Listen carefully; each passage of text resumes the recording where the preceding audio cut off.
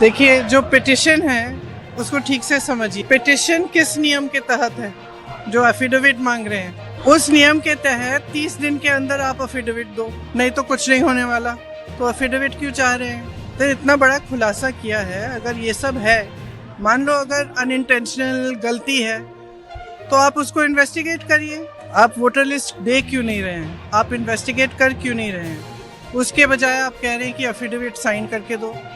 इससे बड़ा ओथ क्या है जो हम सदन में लेते हैं?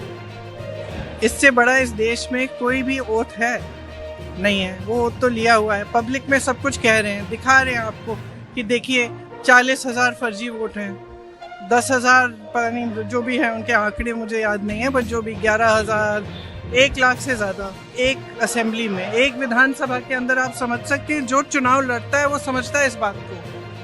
विधानसभा का चुनाव और उसमें 1 लाख आपने फर्जी वोट डाल दिए, तो जहां जो जीते आप कहेंगे वही जीतेगा। स्पष्ट है, उससे कम चाहिए होते हैं विधानसभा में। तो 25 सीटें ऐसी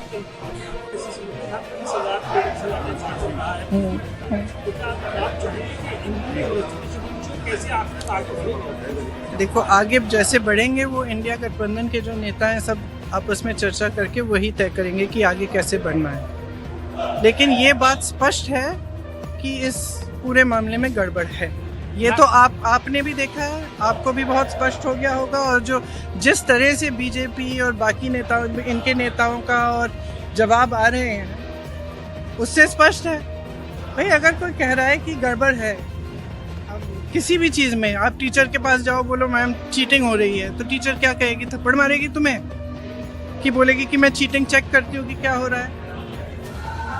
और यहाँ क्या है कि उल्टा उनको, एक तो उनको गाली दे रहे हैं, सुबह से शाम तक कुछ ना कुछ उल्टा सुलटा बोलते रहते हैं उनके बारे में, और कहते हैं कि एफिडेविट साइन करो। ये क्या बात है? सरकार हो ना, इतनी बड़ी, वो इतना बड़ा ये हो रहा है, कांड हो रहा है आपके नाक के नीचे। अगर आप खुद नहीं कर रहे हो तो उसको इन्वेस्टिगेट करो।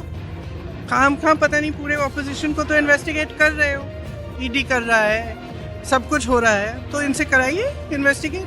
इससे बड़ा कुछ हो सकता है? Various state election commissions have come out and they have said that whatever Rahul Gandhi said is wrong. So now how do they know it's wrong? How do they know it's wrong? Have they investigated it? The evidence is in front of them. Have they investigated it? How can they say it is wrong unless they investigate it? There can be no matter bigger than this. This is the democracy of our nation. It's not a joke. And it's not about one party or another party. If they have not investigated it, they cannot say that it is rubbish. I'm sorry, they have a bigger responsibility. If they feel that their responsibility is only to the BJP and only to one party, then they need to rethink it. Because as my brother said, a day will come when other people are in power.